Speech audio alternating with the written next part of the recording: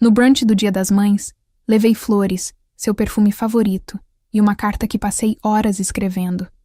Mas então vi tudo o que dei a ela enfiado em um saco de lixo perto da garagem.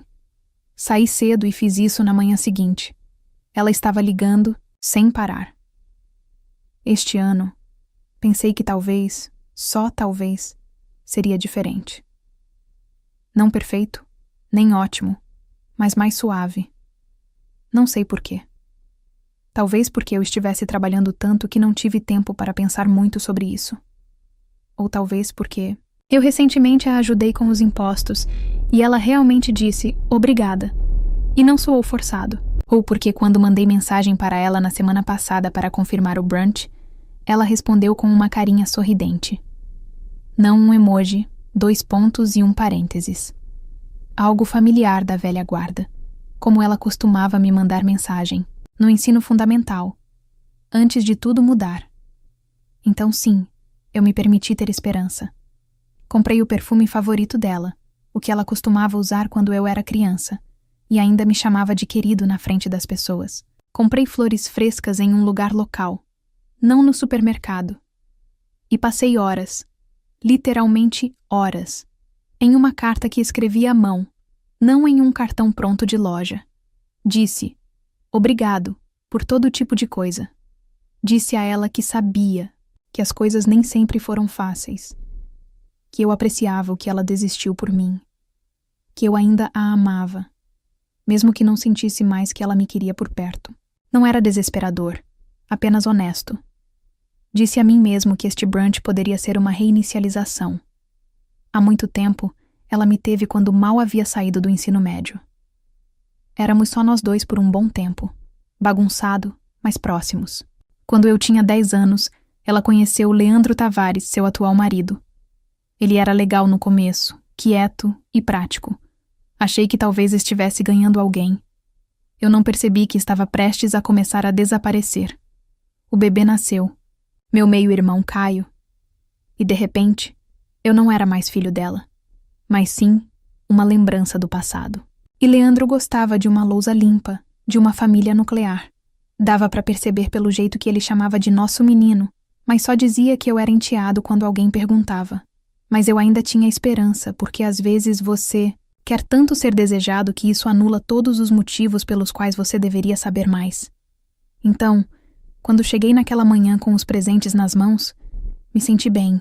Nervoso, sim, mas também orgulhoso. Como se eu estivesse aparecendo como um adulto crescido, alguém que valia a pena ter à mesa. A casa parecia bonita. Ela sempre se esforça ao máximo em eventos, mimosas, guardanapos de pano, cartões, de lugar de verdade, energia do Pinterest. Quando entrei, ela olhou para cima da mesa. Ah, você conseguiu, ela disse. E eu juro, por meio segundo, que pensei que ela falava sério. Que talvez fosse isso. Talvez eu finalmente tivesse feito algo certo. Entreguei a ela as flores, o perfume. Ela olhou para o frasco como se fosse um recibo. Ah, você se lembrou deste, ela disse. Não deixei que isso me abalasse. Sim, eu sorri. Eles só tinham um perfume sobrando. Ela assentiu, já se virando para a mesa. Meu meio-irmão Caio estava falando sobre a vida no dormitório e como seu professor de economia parece um cara que nunca pagou aluguel. Todos riram. Eu me sentei. Havia um guardanapo dobrado no meu lugar, mas nenhum cartão. Ninguém tinha guardado uma mimosa para mim. Estava tudo bem. Eu me servi de suco como um adulto responsável. Leandro me perguntou como estava o trabalho e então se virou, antes que eu terminasse de responder. Minha mãe estava ajustando a peça central. Caio me passou o sal sem olhar. Isso não era novo. Mas hoje, por algum motivo, pareceu mais pesado. Talvez porque eu realmente tenha tentado dessa vez. Talvez porque a carta ainda estava no bolso do meu casaco e eu fiquei debatendo quando entregá-la. Eu a selei em um envelope vermelho. Até usei a caneta boa. Alguém quer mais café? Eu ofereci. Minha mãe não me ouviu. Ou fingiu que não. No meio do brunch, meu irmão olhou para mim e sorriu. Então você gosta de comemorar o Dia das Mães à distância agora? Ou esta é sua visita de caridade? Leandro riu. Minha mãe não disse nada, apenas tomou um gole de sua bebida. Eu sorri, como se isso não me incomodasse, e disse: Bem, eu não trouxe um cupom, mas trouxe um presente. Meu irmão sorriu largamente. Legal. Você enviou por Pix, tipo no ano passado? Não, eu disse. Este ano está realmente por escrito. Levantei-me, tirei a carta do bolso e a coloquei ao lado do prato dela. O envelope vermelho se destacou como sangue na toalha de mesa branca. Ela piscou para ele como se eu tivesse acabado de entregar uma intimação judicial. Então meu irmão bufou. Escreveu uma carta de amor para ela ou algo assim? Jesus! Não, eu disse ainda sorrindo. Apenas um obrigado. A mesa ficou em silêncio por um segundo.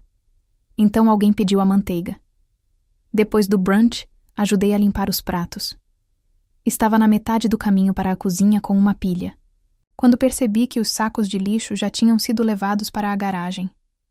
Mal tínhamos terminado de comer. Talvez ela estivesse apenas sendo eficiente. Ela gostava de um espaço arrumado. Saí para jogar os guardanapos. A porta da garagem estava entreaberta. O sol batia apenas o suficiente para iluminar as latas empilhadas perto da parede do fundo. E bem ali, encostado em um saco de lixo preto, eu vi o perfume, ainda na caixa. As flores, dobradas para os lados como se tivessem sido enfiadas sem pensar duas vezes. E o envelope, meu envelope, ainda lacrado. Vermelho contra o plástico preto. Toda a minha oferta despejada. Fiquei lá parado, olhando. Não parecia raiva no começo. Parecia calor subindo pelo meu pescoço, acomodando-se atrás dos meus olhos.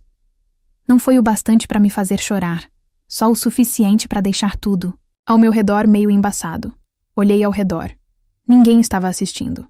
Nenhuma equipe de filmagem aparecendo para dizer que foi um erro, ou uma piada, ou que ela pretendia devolver. Apenas silêncio e lixo. Me agachei, alcancei e peguei tudo de volta. O perfume, as flores, a carta. Eu o segurei por um segundo, parado, naquela garagem mal iluminada, sem nem ter certeza do que estava fazendo. Talvez fosse instinto, talvez fosse orgulho, talvez eu não pudesse suportar a ideia do meu amor apodrecendo sob borra de café e cascas de ovo. Voltei para o carro com a sacola na mão, como se fosse uma evidência de uma cena de crime. Fiquei lá por 1 minuto, motor desligado, carta no banco do passageiro. Que coisa estúpida de se escrever, pensei. Obrigado pelos anos que você me deu. Sei que não foi fácil, mas você fez o seu melhor. Estou orgulhoso da mulher que você se tornou. Encarei o envelope. Então dirigi para casa. Não disse adeus. Não mandei mensagem. Não mencionei o que vi. Nem bati a porta. Apenas saí, silenciosamente. Naquela noite, coloquei a carta no balcão da cozinha, bem ao lado do perfume e das flores, que já estavam começando a murchar. Fiquei ali, olhando para elas, como se talvez me explicassem algo. Por que eu continuei tentando? Porque ainda me importava. Porque eu não esperava que isso acontecesse. Não dormi muito, mas tomei uma decisão antes do sol nascer. E na manhã seguinte, ela estava ligando sem parar. Eu costumava pensar que as coisas mudavam lentamente, como erosão, como se você não notasse. Até que um dia a costa simplesmente desaparecesse. Mas olhando para trás, acho que aconteceu mais rápido do que me permitia admitir. Ela conheceu Leandro quando eu tinha 10 anos. Ele veio jantar algumas vezes. Então, de repente, ele estava lá todas as noites. Certa manhã, acordei e o carro dele estava na garagem, os sapatos no corredor, e minha mãe usava mais maquiagem do que o normal. Ela sorria para ele de um jeito que não sorria para mim havia anos. E eu lembro de pensar: o bebê nasceu logo depois. Eu ainda tinha 10 anos. Fiz as contas mais tarde, mas acho que ela não esperava que eu fizesse isso na época. Ela e Leandro Tavares tiveram uma família totalmente nova. No que pareceu uma única respiração, novas rotinas, novas regras, um berçário onde o escritório costumava ser, uma segunda geladeira na garagem cheia de fórmula e comida orgânica para bebês, uma tabela de tarefas que, de alguma forma, não tinha mais o meu nome. Eles estavam ocupados, é claro. Recém-nascidos são difíceis. Então, eu dizia a mim mesmo que fazia sentido quando eles se esqueciam de perguntar como tinha sido minha prova de ortografia, ou não apareciam no meu show da escola, ou me deixavam esperando no treino de karatê, na chuva. Eles estavam apenas cansados. Foi uma fase. Eu esperei anos para essa fase acabar. Mas o bebê cresceu. Eles o adoravam. Ele andava e eles batiam palmas. Ele dizia, pai, e eles choravam. Eu trouxe um prêmio da escola e minha mãe disse, isso é ótimo. Você pode ficar de olho no seu irmão enquanto eu tiro uma soneca. Não foi que ela parou de me amar da noite para o dia. Foi mais como se ela tivesse começado a amar outra pessoa mais. E com o tempo, esse silêncio ficou insuportável. Quando fui para a faculdade, a casa já não parecia mais minha. Cada parede tinha fotos dele sorrindo em parques, com pijamas combinando de Natal, meu irmão no colo do Papai Noel. Eu não estava em nenhuma delas, nem mesmo uma foto da minha formatura do ensino médio, apenas apagada. Lembro-me de passar por uma tela emoldurada perto da escada que dizia, família é tudo, e pensar, mas não nesta. Mas eu continuei tentando. Essa é a parte que ainda me envergonha. Eu continuei aparecendo nos feriados, continuei comprando presentes de aniversário, ajudei com as contas quando sabia que o dinheiro estava curto, mesmo depois de descobrir que eles tinham tirado férias e simplesmente esquecido de mencionar. Ajudei Leandro a conseguir um emprego. Usei meus contatos para recomendá-lo para uma vaga de atendimento ao cliente para a qual ele não tinha qualificações reais. Ele arrasou na entrevista. Carisma é muito importante quando ninguém está checando os fatos. Eles nunca disseram às pessoas que eu ajudei. Tudo bem. Eu dizia a mim mesmo que não estava fazendo isso para obter crédito, mas para me manter conectado.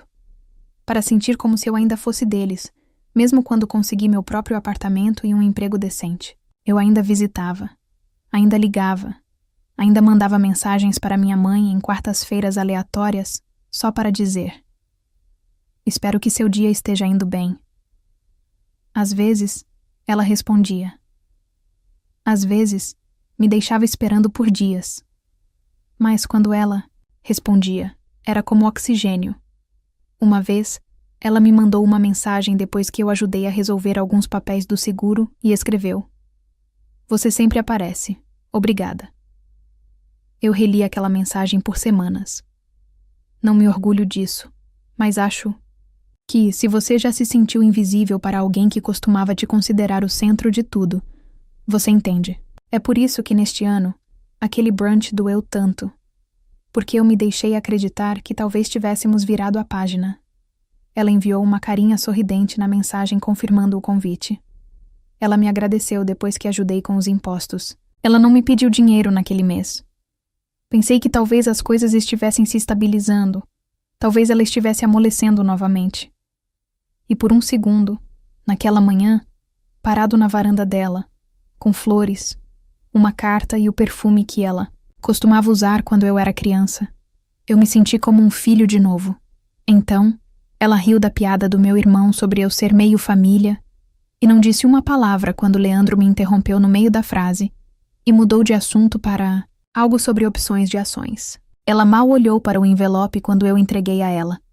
Aquele envelope que fiquei acordado até tarde escrevendo. Aquele em que eu dizia que a amava mesmo quando doía, mesmo quando parecia unilateral. Então ela jogou fora. Eu continuo vendo isso. A sacola perto da garagem, o envelope vermelho dobrado e amassado, a caixa de perfume, as flores fechadas, meio amassadas, sob outro lixo. Eu puxei tudo de volta. Não para dar de novo, não para fazer um ponto, só porque eu não suportaria deixar lá. Porque aquelas coisas não eram apenas presentes, elas eram minhas, elas eram eu. E se ela não as quisesse, então eu estava farto de dar. Minha mãe enviou uma mensagem na mesma noite. Você saiu de um humor estranho. Espero que não tenha sido algo que fizemos. Quase me fez rir. Mas não fez. Porque nada daquilo era engraçado. Nem os anos que passei me encolhendo para dar espaço para a versão da vida dela que ela gostava mais. Nem as 1000 pequenas gentilezas que ofereci sem agradecer. Nem a lembrança dela me colocando na cama às 7 da noite e dizendo: "Você é meu mundo inteiro." Só para crescer e descobrir que aquele mundo tinha fronteiras que eu nunca mais poderia cruzar, eles não me expulsaram. Eles apenas fizeram com que eu sempre me sentisse como se estivesse visitando a família de outra pessoa. Então sim, eu não liguei de volta. Porque pela primeira vez, eu não estou tentando ser convidado para entrar. Estou tentando lembrar como é pertencer a mim mesmo. Eu não dormi naquela noite. Não saí de raiva, nem mesmo de desgosto. Era algo pior. Clareza. Aquele tipo de clareza fria e opaca que se instala quando você termina de ter esperanças. Por volta das 2 da manhã, entrei na minha cozinha e alinhei os 3 presentes no balcão. O perfume, as flores, a carta. Eles pareciam menores agora, mais tristes, como relíquias de uma versão de mim mesmo que eu não reconhecia mais. Fiquei olhando para o envelope por um longo tempo, amassado pelo saco de lixo, ainda lacrado. Eu não o abri. Não precisei. Eu sabia exatamente o que dizia. Primeiro, abri meu laptop. As contas de serviços públicos. Entrei nas contas que eu estava pagando discretamente. Gás, água, luz. E agendei os pagamentos finais para o mês. Depois, removi meu nome de tudo e fechei os débitos automáticos. Depois, a conta da mensalidade que eu tinha oferecido para ajudar a cobrir o próximo semestre do meu irmão. A transferência ainda não tinha sido feita. Estava agendada para o dia 15. Eu a cancelei. O e-mail de confirmação tornou isso real. Então, abri um novo e-mail e o enderecei para minha mãe. Assunto: Dia das Mães. Corpo. Só um aviso. Coloquei um envelope com dinheiro dentro da carta que te dei. Era para pagar a mensalidade do Caio. Imaginei que você saberia o que fazer com ele. Espero que não se perca. Cliquei em enviar, depois desliguei meu laptop, fiz chá que não bebi e fiquei sentado em silêncio. Deixá-la sentada com ele foi melhor do que gritar. E com certeza, às 8h12, o texto começou a chegar. Espere. O que você quer dizer com dinheiro? Eu não vi nenhum envelope dentro. Você está falando sério? Oh, meu Deus. Quanto tinha aí? Eu vou olhar agora, então. As ligações repetidas. Eu vi a tela acender e escurecer. Correio de voz após correio de voz se acumulando como pequenos ataques de pânico. Eu não atendi. Deixei ela entrar em pânico. Deixei ela refazer cada passo em sua cabeça. Deixei ela se perguntar o quanto tinha jogado fora, literalmente e figurativamente. Não era verdade. Claro que não era. Não havia dinheiro. Mas ela não sabia disso. E agora, toda vez que ela pensasse sobre aquele saco de lixo, ela sentiria a possibilidade de ter descartado algo valioso. Não apenas um presente. Não apenas dinheiro. Algo que poderia tê-lo salvado. E agora tinha sumido. Por volta do meio-dia, Leandro Tavares finalmente me mandou uma mensagem. Você está sendo infantil. Esta é uma situação séria. Você pode nos dizer se está mentindo? Eu quase respondi. Pergunte ao caminhão de lixo. Em vez disso, coloquei meu telefone no silencioso e continuei. Havia um último passo a dar. Abri meus contatos e encontrei os nomes de 3 pessoas. Eu tinha apresentado Leandro pessoalmente a pessoas com quem ele agora trabalhava. Com clientes, fornecedores, um velho amigo que o ajudou a conseguir um contrato paralelo. Enviei a cada um deles uma versão da mesma mensagem. Oi, só queria entrar em contato e perguntar. Daqui para frente, por favor. Não associe meu nome a Leandro Tavares. Nada dramático, apenas um limite pessoal. Espero que faça sentido.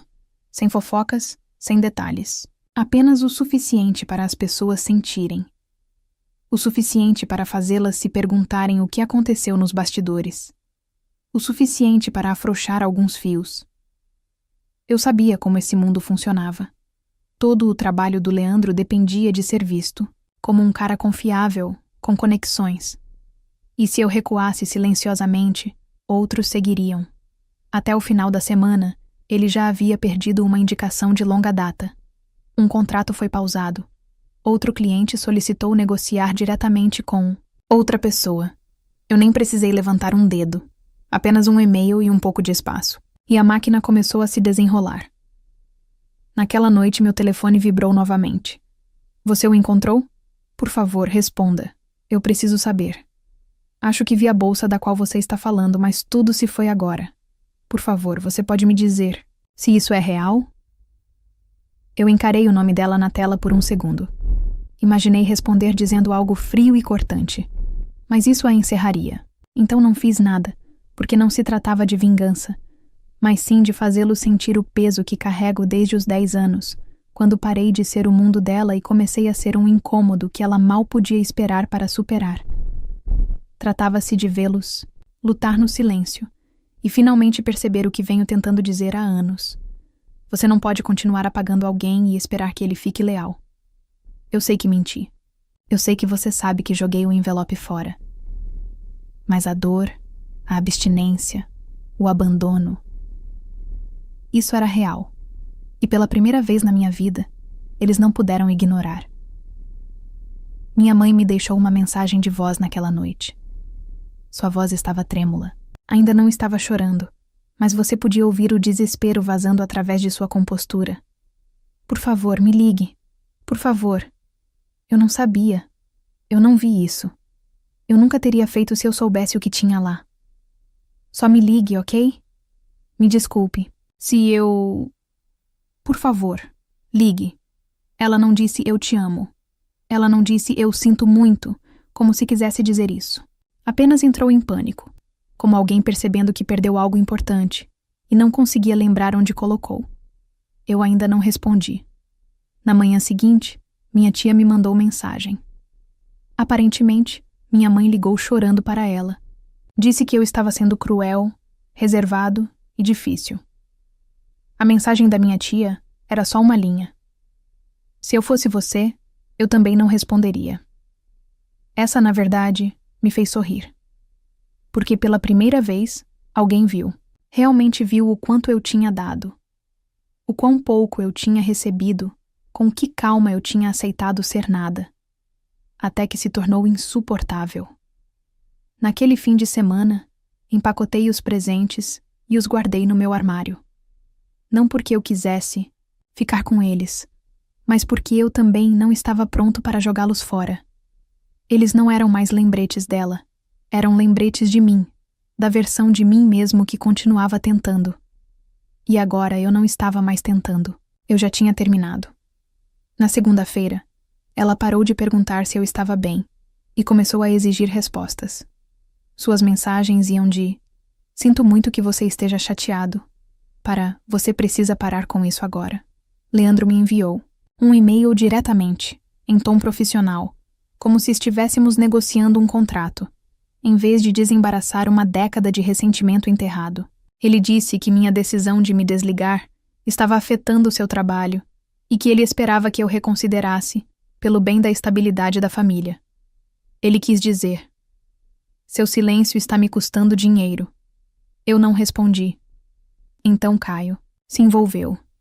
Ele enviou uma mensagem de voz que começava com "Olha, eu sei que as coisas nunca foram perfeitas", e terminava com "Mas falando sério, você está arruinando a vida da minha mãe por causa de algum lixo?" Essa quase me fez rir. Algum lixo.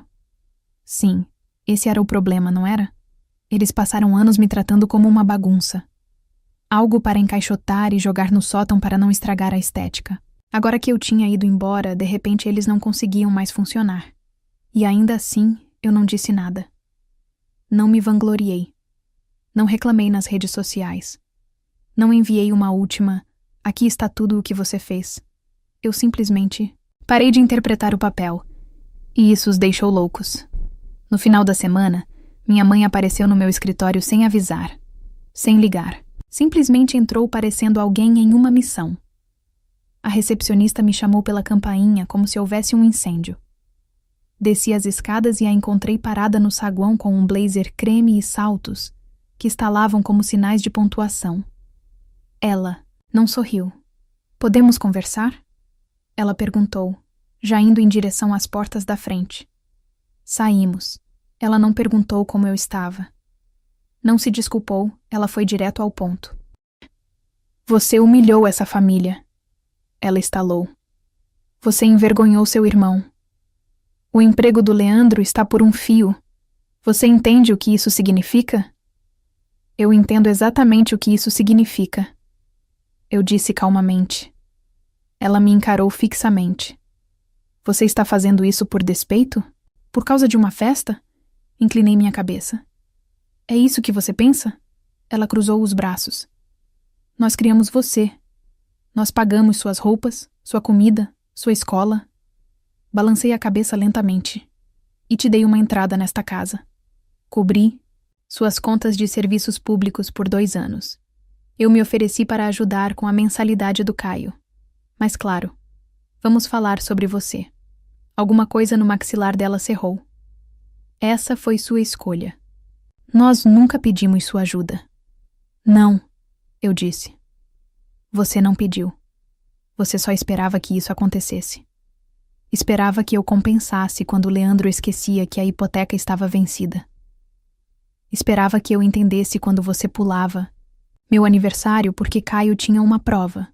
Esperava que eu ficasse quieta quando você sorria enquanto ele me chamava de metade da família, como se eu tivesse sido um acidente." Ela abriu a boca. "E você esperava que eu continuasse ajudando. E eu continuei. Mesmo depois que você jogou fora a única coisa que me restava para oferecer." Ela piscou. Algo brilhou em seu rosto. Talvez culpa, talvez apenas desconforto. Então, tentou uma última jogada. "Você está punindo a pessoa errada," ela disse.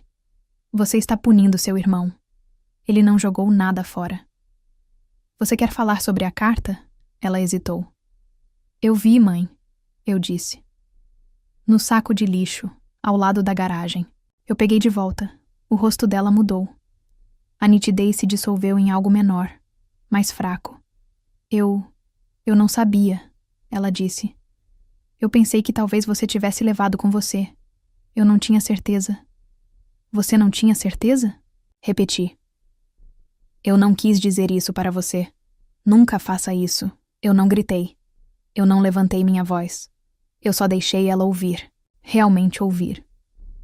"Eu não vou parar de agir só para você se sentir melhor," eu disse. "Eu não vou limpar a bagunça. E se Leandro tiver que responder por como conseguiu aquele emprego, isso não é mais problema meu." Ela me olhou como se eu tivesse ganhado uma segunda cabeça. Como se a versão tranquila e confiável de mim tivesse sido assassinada enquanto dormia e substituída por alguém irreconhecível. Então ela disse: "Você não está apenas punindo o Leandro." Ela sibilou. "Você está punindo esta família," assenti. Então, talvez esta família devesse ter parado de me tratar como um estranho com um talão de cheques. E voltei para dentro, sem olhar para trás. 2 dias depois, Caio postou uma história vaga e dramática sobre pessoas que abandonam suas famílias quando as coisas ficam difíceis. Alguns amigos em comum curtiram. Um primo me enviou uma mensagem privada. "É isso sobre você?" Respondi. "Provavelmente. E se for, bom." Leandro, ouvi. Dizer. Começou a perder clientes. As pessoas estavam reconsiderando suas parcerias. Um dos fornecedores que eu o apresentei cancelou o contrato. Ele foi convidado a renunciar. 1 mês depois, chamaram isso de reestruturação. Todos sabiam que não era. A mensalidade do Caio não foi paga. Ele teve que adiar. Eu nunca disse uma palavra sobre isso. Não porque eu estivesse tentando ser cruel, mas porque o silêncio era a única linguagem que eles nunca aprenderam a ouvir.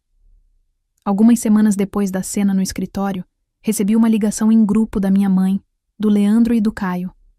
Eu não atendi. Eles deixaram uma mensagem de voz. "Nós só queremos conversar," ela disse, melosa e cuidadosa, como alguém tentando reiniciar um tabuleiro de xadrez depois de virá-lo. Caio murmurou. Desculpe, eu acho. Leandro não falou. Então minha mãe acrescentou. Você provou seu ponto. Então o que agora? Você está nos rejeitando? Eles só queriam que eu voltasse ao meu lugar, de volta ao papel. Mas eu já tinha terminado de interpretar. Então não respondi. Bloqueei o número. 3 meses depois, fui promovido. Mudei para um apartamento melhor. Comecei a organizar pequenos jantares com pessoas que realmente queriam ouvir o que eu tinha a dizer. Então, uma noite, recebi uma mensagem da minha mãe. Vi que você se mudou. Espero que esteja bem. Se quiser conversar, estou aqui. Ela não mencionou o que fez ou deixou de fazer. Ela não perguntou como eu estava. Ela só queria ver se a porta estava aberta. Não estava. Fiz chá, sentei na minha varanda e olhei para as luzes da cidade. Sem barulho. Sem culpa. Sem performance. Apenas quietude. E nesse silêncio, pela primeira vez em anos, eu finalmente me senti livre. Às vezes me pergunto se exagerei. Se eu deveria ter deixado passar. Sorrido apesar da dor. Escolhido um momento melhor para estabelecer limites. Escolhido a paz em vez do silêncio. Mas então eu me lembro daquela garagem. Eu me lembro de ficar ali, segurando meus presentes fechados, ainda úmidos do saco de lixo. Eu me lembro da carta que eu tinha escrito com as mãos trêmulas, tentando ser vulnerável com alguém que não pensou 2 vezes antes de descartá-la. E eu percebo que não queimei uma ponte. Eu apenas parei de carregar o peso de algo que eles destruíram anos atrás. Não tenho orgulho da mentira sobre o dinheiro. Mas também não tenho vergonha disso, porque pela primeira vez, eles tiveram que lidar com a incerteza, com o desconforto, com a possibilidade de que o que jogaram fora pode ter importado mais do que imaginaram. Então, o que você acha? Foi muito duro? Finalmente chegou a hora de alguém dizer chega? Você teria feito o mesmo ou teria ido embora mais quieto? Deixe-me saber nos comentários. Estou genuinamente curiosa sobre como as pessoas veem isso. E se você gosta de histórias, como essas, sobre limites familiares e vingança silenciosa, não se esqueça de clicar no botão de inscrição.